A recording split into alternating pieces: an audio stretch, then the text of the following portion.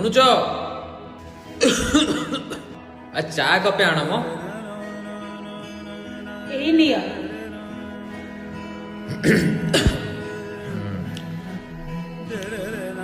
ଆଉ ବାବୁ ଆମର କୁଆଡେ ଗଲେ କି?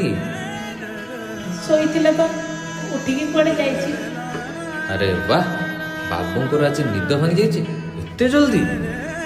ତମର ତ କିଛି କାମ ଧନ୍ଦା ନାହିଁ, ଖାଲି ମୋରି ପିଲା ପଛରେ ଲାଗିଥାଏ। ଛୋଟ ପିଲା ସେ, ଧୀରେ ଧୀରେ ସବୁ ବୁଝିଯିବନି। ବୋଉ, ଏ ବୋଉ, ଏ କୁଆଡେ ଗଲୁ? ହଁ ଯାଉଛି, କଣ କହୁଛୁ? ବୋଉ ବୋଉ ବୋଉ, ମୁଁ ଆଜି ବହୁତ ଖୁସି। ତୁ ଜାଣିଛୁ ଆଜି ମୋର ପରୀକ୍ଷାର ରେଜଲ୍ଟ ବାହାରିଛି ଆଉ ମୁଁ 85% ମାର୍କ ରଖି ପାସ୍ କରିଛି। ଆରେ ବା, ମୋ ସୁନା ପୁଅଟା। ଯା ଯା ଯା ଯା, ବାବାଙ୍କୁ ଏ ଖୁସି ଖବରଟା ଟିକେ ତାଙ୍କୁ ଦେଇଦେବୁ। ନା ନା ନା, ମୁଁ ଯିବିନି। ବାପାଙ୍କୁ କହିବାକୁ ମୁଁ ଯିବିନି ଜମା। ସେ କହିବେ ଆଉ ଟିକେ ପରିଶ୍ରମ କରିଥିଲେ ଆହୁରି ଭଲ ମାର୍କ ରହିଥାନ୍ତା। ବାପାଙ୍କୁ ନ କହିଲେ ମିଠା କିଏ ଆଣିବ? ମିଠା ଆସିଲେ ସିନା ସାହି ପଡ଼ିଶାରେ ବଣ୍ଟା ହବ। ହେ ବୋଉ, ଖାଲି କ'ଣ ମିଠା? ଆଉ ବାଇକ୍ ଗୋଟେ କିଣିକି ଦେଇଥିଲେ। କଣ କହିଲୁ? କଣ କହିଲୁ ତୁ? ଏ କିଛି ନାହିଁ ମ, ତୁ ଗଲୁ ଗଲୁ ବାପାଙ୍କୁ କହିଦେବୁ। ଏଇଠି ଏଇଠି ଶୁଣୁଛ, ତମ ପୁଅର ଆଜି ପରୀକ୍ଷା ଫଳ ବାହାରିଛି। 85% ନମ୍ବର ରଖି ପାସ୍ କରିଛି। ଆରେ ବାହ, ଇଏ ତ ବଡ଼ ଖୁସିର କଥା।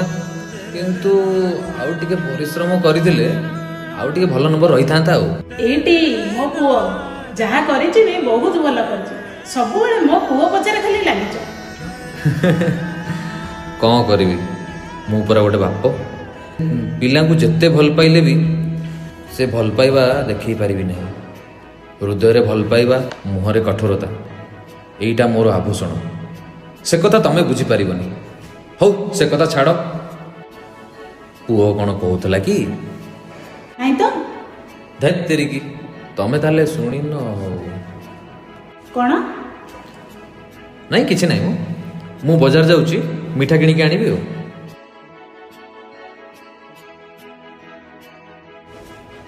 ସାର୍ ନମସ୍କାର।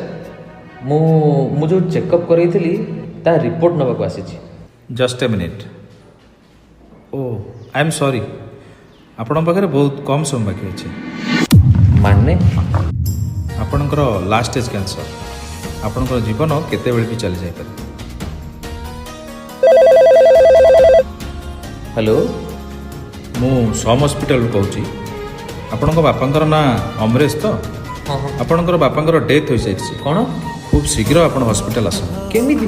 ତାଙ୍କର ରିପୋର୍ଟ ଅନୁସାରେ ତାଙ୍କର କ୍ୟାନ୍ସର ହୋଇଥିଲା। ସେ ନିଜର ଟ୍ରିଟମେଣ୍ଟ କରାଇ ନଥିବାରୁ ତାଙ୍କର କ୍ୟାନ୍ସର ଲାଷ୍ଟ ଷ୍ଟେଜ୍ରେ ପହଞ୍ଚିଯାଇଥିଲା।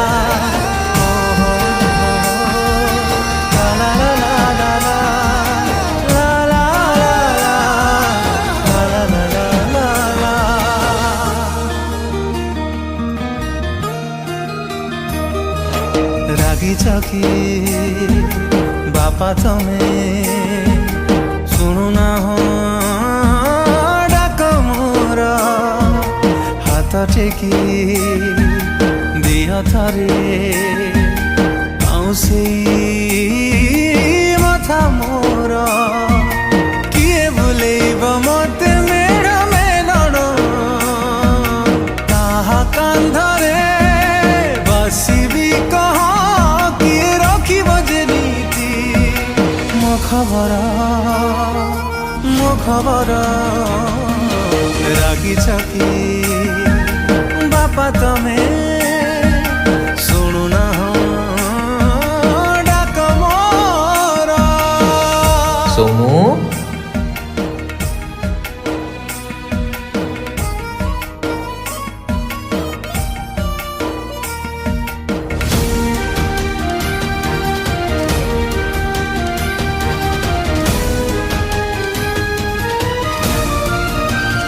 ପୁଅ, ଏ ପୁଅ, ହଁ ହଁ ବୋଉ।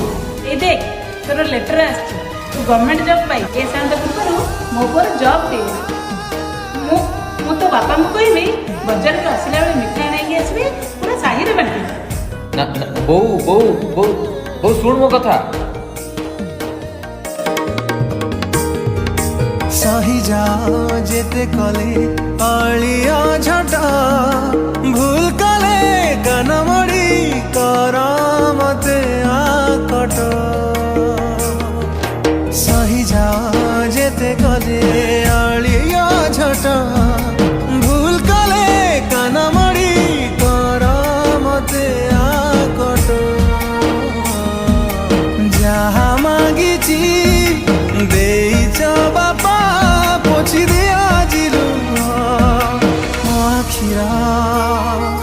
ମୋ ଆଖିର ରାଗିଛ କି ବାପା ତୁମେ ଶୁଣୁନା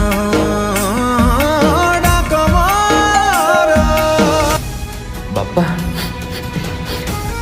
ବାପା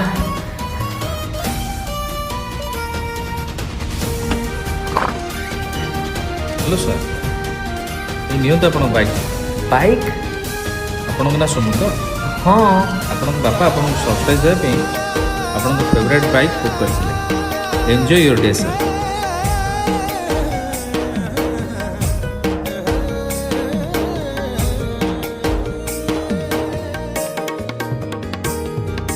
ସବୁ କଥା ମାନିବି ମୁଁ ଯାହା କହିବ ଫେରି ଆସ ମୋ ପାଖକୁ ଟିକେ କଳେଇ ନବ ଓ ସବୁ କଥା ମାନିବି ମୁଁ ଯାହା କହିବ ଫେରି ଆସ ମୋ ପାଖକୁ ଟିକେ କଳେଇ ନବ ଡାକୁଛି ତମ ଗେହ୍ଲା ପୁଅ ମୁଁ ରାଗ ଛାଡ଼ି ଆସିଦିଅ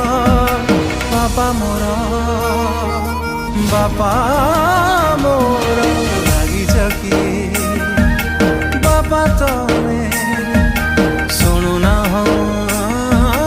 ଡାକ ମୋର ତୁ କଣ ହେଲା କଣ ହେଇଛି ବୋଉ ବାପା ଆଉ ଆମ ପାଖରେ ନାହାନ୍ତି ସେ ଆମକୁ ଛାଡ଼ି ଆର ପାରିକୁ ଚାଲିଗଲେ ସୋମୁ ସେ ତୋର ବାପା ତତେ ଏ କଥା କହିବାକୁ ଖରାପ ଲାଗୁନି ତାଙ୍କୁ ନେଇ ଏମିତି ମଜାକ କରିବୁନି ମୋ ଆଗରେ ଆଲୋ ବୋଉ ମୁଁ ସତ କହୁଛି ବାପା ଆଉ ଆମ ମଝିରେ ନାହାନ୍ତି ଆଜି ହସ୍ପିଟାଲରୁ କଲ୍ ଆସିଥିଲା ବାପାଙ୍କର କ୍ୟାନ୍ସର ଥିଲା ସେ କଥା ସେ ଆମକୁ ଲୁଚେଇ ରଖିଥିଲେ ଲାଗିଛ କି ବାପା ତମେ ଶୁଣୁନା ଡାକ ମୋର